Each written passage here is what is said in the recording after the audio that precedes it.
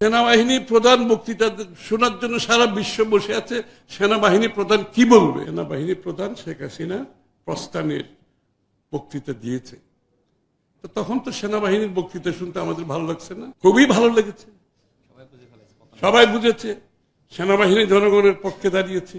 তখন ওনার বক্তৃতার চেয়ে আর কোনো ভালো বক্তৃতা তো আমার সামনে আসার দরকার নেই, সেনাবাহিনীর বক্তৃতার জন্য অপেক্ষা।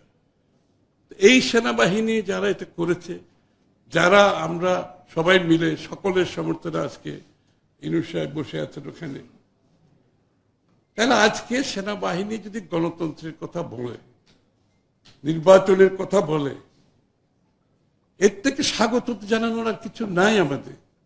আমি বিশ্বের কোন সেনাবাহিনী প্রধানকে এই কথা বলতে শুনিনি। কোন সেনাবাহিনী, যেখানে সেনাবাহিনী ক্ষমতা দখল করতে চায়, ক্ষমতা আবার দখল করতে চায়, ক্ষমতায় থাকতে চায়, সেখানে সেনাবাহিনী প্রধান বলছে আমরা একটা গণতান্ত্রিক দেশ চাই, আমরা জনগণের নির্বাচিত সরকার দেখতে চাই, এবং বলছে দেশ পরিচালনা করবে নির্বাচিত সরকার, রাজনীতিবিদরা দেশ পরিচালনা করবে।